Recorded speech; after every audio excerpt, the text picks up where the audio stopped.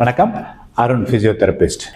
இந்த வீடியோவில் தலை சுற்றல் அப்படிங்கிற வெர்டிகோ பிரச்சனைக்கு என்னென்ன காரணங்களால வருது, அதை எப்படி நம்ம அதை இதனால தான் வருது அப்படின்னு எப்படி கண்டுபிடிச்சி அதுக்கு சரியான முறையில் ஒரு மருத்துவ ஆலோசனையோ இல்லை ஒரு ட்ரீட்மெண்ட்டோ எப்படி எடுக்கலாம் அப்படிங்கிறத பற்றி பார்க்கலாம். இந்த வீடியோக்குள்ளே போகிறதுக்கு முன்னாடி இந்த வீடியோ உங்களுக்கு ரொம்பவே பிடிச்சிருக்குன்னு நினைக்கிறேன். பிடிச்சிருந்ததுன்னா ஒரு லைக் பண்ணுங்கள், கமெண்ட் பண்ணுங்கள், ஷேர் பண்ணுங்கள். முக்கியமாக நம்ம சேனலுக்கு நீங்கள் இதுவரை சப்ஸ்கிரைப் பண்ணலைன்னா சப்ஸ்கிரைப் பண்ணிவிட்டு அந்த பெல் ஐக்கனை கிளிக் பண்ணுங்கள்.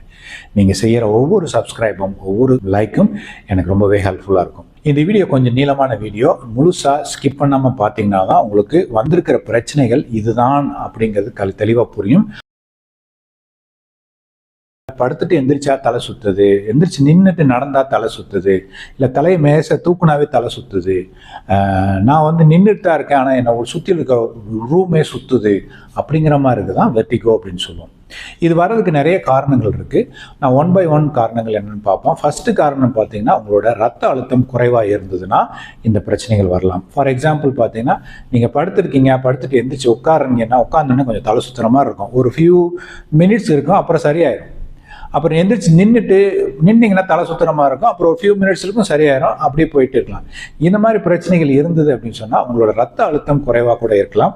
ஸோ உடனடியாக இதை போய் நீங்கள் ரத்த அழுத்தத்தை செக் பண்ணி பாருங்கள். அதாவது முக்கியமாக உட்காந்துருக்கும் போது உங்களோட ரத்த அழுத்தம் எப்படி இருக்குது, நிற்கும் போது எந்த அளவுக்கு இருக்குங்கிறத டிஃப்ரென்ஸ் எப்படி இருக்குன்னு பார்த்தீங்கன்னாவே தெரிஞ்சிடும் உங்களுக்கு குறைந்த ரத்த அழுத்தம் இருக்குதான்னு. அப்படி இருந்ததுன்னா உடனடியாக ஒரு நல்ல டாக்டரை பார்த்து உங்களுக்கு சரியான ட்ரீட்மெண்ட் எடுத்துங்க. ரெண்டாவது லோ குளுக்கோஸ் அப்படிங்கிறது. இது சாதாரணமாக வரலாம். அதாவது ஏதாவது ஒரு ஃபாஸ்டிங் இருக்கிறீங்க, இல்லை சாப்பிடாம ரொம்ப நாளாக இருக்கிறீங்க அப்படின்னு சொன்னால் உங்களோட ரத்தத்தினுடைய குளுக்கோஸ் அளவு குறைஞ்சதுனாலும் இந்த மாதிரி தலை சுற்றல் வரலாம். இது டெம்பரரி தான். நீங்கள் ஒரு ஸ்வீட் எடுத்து போட்டிங்கன்னா அது சரியாகும். அது இன்னொன்று என்ன பார்த்தீங்கன்னா, டயபெட்டிஸ் பீப்புளுக்கு பார்த்தீங்கன்னா, நீங்கள் மாத்திரை சாப்பிட்டுட்டு ஆனால் சாப்பாடு சாப்பிடாமல் இருக்கீங்க, இல்லை சாப்பாடு குறைவாக சாப்பிட்றீங்க, இல்லை டாக்டர் சொன்ன அளவை விட அதிகமான டோசேஜ் எடுக்கிறீங்க, இல்லை இன்சுலின் போட்டுக்கிறீங்கன்னா இந்த மாதிரி லோ சுகரில் கொண்டு போய் விட்டுரும். ஸோ ரொம்ப கவனமாக இருக்கணும். நீங்கள் எடுக்கக்கூடிய மாத்திரைகளும் அதாவது இன்சுலின் இன்ஜெக்ஷன் போடுறீங்கன்னா கரெக்டான டைமுக்கு எடுத்துகிட்டு கரெக்டான சாப்பாடு சாப்பிட்டுட்டே இருக்கணும். இல்லைன்னா உங்களுக்கு இந்த கிருகிருப்பு வந்துடும். இது இன்னொன்று என்ன போயிடணும்னா, மயக்கம் போட வரக்கிறதும் கொண்டு வந்துடும். மூணாவது தான் ரொம்ப முக்கியமான ஒரு காரணம். அதாவது நம்ம உடம்புல நின்று நடக்கிறது, போகிறது, வர்றது, பேலன்ஸ் பண்ணுறது, ஓடுறது, இது எல்லாத்தையும் நம்ம கோஆர்டினேட் பண்ணுறது நம்ம உடம்புல இருக்கிற 3 முக்கியமான விஷயங்கள். ஒன்று பார்த்தீங்கன்னா, நம்ம ஜாயிண்ட்லேருந்து போகக்கூடிய சிக்னல்ஸ் பிரெயினுக்கு போயிட்டே இருக்கும். அப்புறம் கண்ணிலேருந்து போகக்கூடிய சிக்னல்ஸ். அப்புறம் மூணாவதாக காது, உள் காதுகளில் ஒரு வெஸ்டிபுலோ காக்லியர் அப்பரேட்டஸ்னு ஒன்று இருக்கும். அதில் 2 வகையான ஜாப் இருக்கும். வெஸ்டிபுலார் அப்படிங்கிறது பேலன்ஸை மெயின்டைன் பண்ணுறது, காக்லியர் அப்படிங்கிறது நம்ம பேசுகிற சவுண்டு உள்ளே போகுது இல்லையா, அதை மேனேஜ் பண்ணுறது. இந்த வெஸ்டிபுலர் அப்பரேட்டஸில் ஏதாவது பிரச்சனைகள் இருந்ததுனாலும், இல்லை கண் பார்வையில் பிரச்சனைகள் இருந்தாலும், இல்லை இந்த ஜாயிண்டில் பிரச்சனைகள் இருந்தாலும் உங்களோட பேலன்ஸ் பாதிக்கப்படலாம்.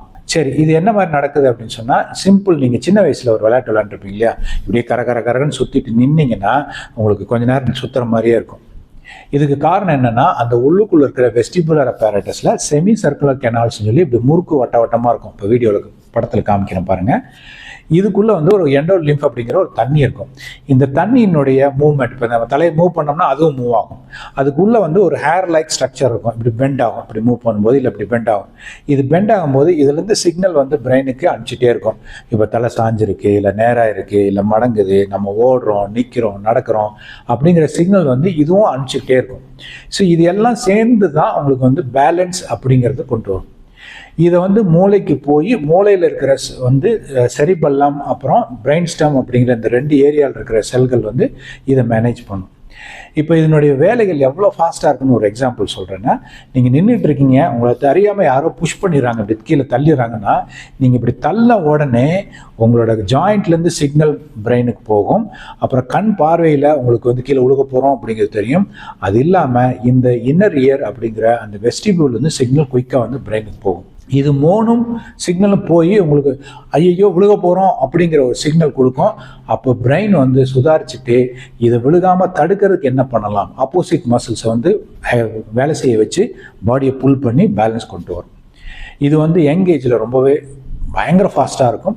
வயசு ஆக ஆக இதனுடைய ஸ்பீடு கொஞ்சம் குறையும். அதனால தான் வயசானவங்க சீக்கிரம் கீழே விழுவாங்க. இப்போ உங்களுக்கு கண்ணில் ஏதாவது பிரச்சனைகள் இருந்ததுன்னா, பேலன்ஸ் பிரச்சனை வருதுன்னா கண் டாக்டரை பார்த்து அதுக்கு ட்ரீட்மெண்ட் எடுத்துங்க. ஜாயிண்ட்டில் பொசிஷன் இருந்ததில் பிரச்சனைகள், அதாவது என்னென்னா, உங்களுக்கு நார்மலாக இருக்கும்போது உங்களுக்கு வந்து பேலன்ஸ் பிரச்சனை இல்லை. அந்த கண்ணை மூடுனீங்கனாவே உங்களுக்கு தலை சுற்றுற மாதிரி இருக்குது, கீழே விழுகிற மாதிரி இருக்குன்னா இந்த ஜாயிண்ட்லேருந்து போகிற சிக்னலில் பிரச்சனை இருக்குன்னு அர்த்தம்.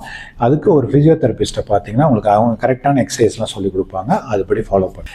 இப்போ நான் மெயினாக சொல்ல போகிறது என்னென்னா, இந்த உள் காதலுக்கு வெஸ்டிபியூல் அப்படிங்கிற ஒரு பிரச்சனை இருக்கு இல்லையா, அதில் வந்தால் என்ன நடக்கும் அப்படிங்கிறத பற்றி ஒரு சின்ன விளக்கம் கொடுக்குறேன். இந்த செமி சர்க்கிள் கனல் காமிச்சு இல்லைங்களா, அதுக்குள்ளே இருக்க தண்ணியினுடைய வந்து பொசிஷனை வச்சு தான் நம்ம பாடியோட பொசிஷன் இருக்கும்.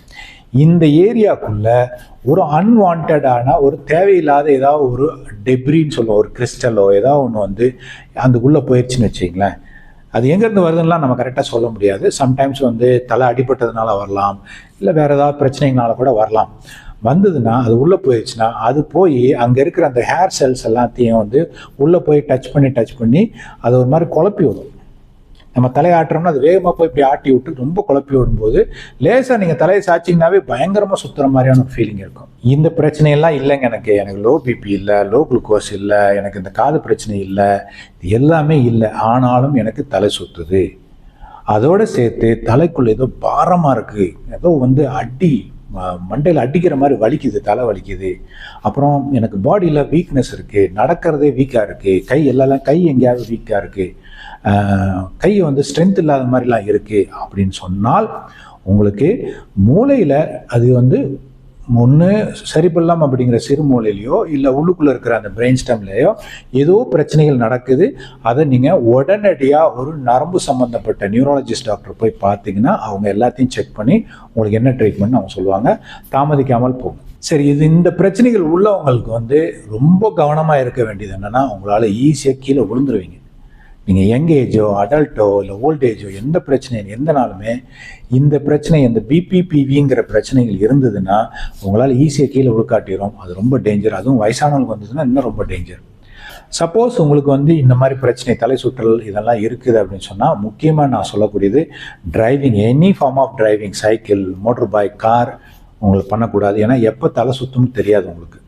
அடுத்தது பார்த்தீங்கன்னா ஹெவி ஆப்ஜெக்டோ இல்லை இண்டஸ்ட்ரியில் நீங்கள் மெஷின்ஸில் வேலை செய்கிறீங்கன்னா அதுவும் பண்ணக்கூடாது. அப்புறம் இந்த ஷார்ப் ஆப்ஜெக்ட் கத்தி வச்சு கட் பண்ணுறது அந்த மாதிரி விஷயங்கள்லாம் பண்ணுற இடத்துல இருக்கீங்கனாலும் இந்த பிரச்சனைகள் சரியாகிற வரையிலும், கம்ப்ளீட்டாக சரியாகிற வரையிலும் நீங்கள் இந்த வேலையெல்லாம் ரொம்ப அவாய்ட் பண்ணுறது ரொம்பவே நல்லது. பட் என்னை பொறுத்தவரையில் அவாய்ட் பண்ணிவிட்டு நீங்கள் முழுமையாக ட்ரீட்மெண்ட் எடுத்து நல்லானதுக்கப்புறம் நீங்கள் திரும்ப வேலைக்கு போகலாம். உங்களுக்கு இந்த பிபிபிவி அப்படிங்கிற பொசிஷனல் வெர்டிகோ இருக்குதா அப்படின்னு கன்ஃபார்ம் பண்ணுறதுக்கு சில ஃபிசிக்கல் டெஸ்டெல்லாம் இருக்குது. அது பண்ணும்போது உங்களுக்கு அதிகமாக தலை சுற்றலாம், இல்லை வாந்தி கூட வரலாம். ஸோ அதனால் ஒரு குவாலிஃபைடான ஃபிசியோதெரபிஸ்ட்டையோ இல்லை இஎன்டி டாக்டர்கிட்டையோ பார்த்து இதை செஞ்சு கன்ஃபார்ம் பண்ணுங்கள். அதோடு சேர்த்து இதை சரி பண்ணுறதுக்கும் ப்ளீஸ் மேனுவர் அப்படிங்கிறது இந்த படத்தில் காமிச்ச மாதிரி மல்டிபிள் பொசிஷன்ஸ் வந்து பண்ணணும். இதுவும் வந்து பண்ணும்போது உங்களுக்கு அதிகமான ஒரு தலை சுற்றல், வாந்தி கூட வரலாம். அதனால் நீங்களாக ட்ரை பண்ணி வீட்டில் ட்ரை பண்ணாதீங்க. ஒரு குவாலிஃபைடான ஃபிசியோதெரபிஸ்ட்டையோ இல்லை வந்து ஒரு இஎன்டி டாக்டர்கிட்டையோ நீங்கள் போனீங்கன்னா அவங்க இந்த பொசிஷனில் இருக்கான்னு செக் பண்ணிவிட்டு இந்த ப்ளீஸ் மேனுவரும் பண்ணுவாங்க. சில சமயம் ஒரு தடவையிலேருந்து 2 தடவைக்கு மேலே பண்ண வேண்டியிருக்கும். அதனால் சரியான ஒரு கன்சல்டேஷனுக்கு போங்க. இந்த வீடியோ உங்களுக்கு ரொம்பவே பிடிச்சிருந்ததுன்னா திரும்பவும் சொல்கிறேன், லைக் பண்ணுங்கள், கமெண்ட் பண்ணுங்கள், ஷேர் பண்ணுங்கள். முக்கியமாக நம்ம சேனலுக்கு நீங்கள் இது வரலாம் சப்ஸ்கிரைப் பண்ணுங்கள். மீண்டும் இன்னொரு இன்ட்ரெஸ்டிங்கான வீடியோவில் உங்களை சந்திக்கிறேன். நன்றி, வணக்கம்.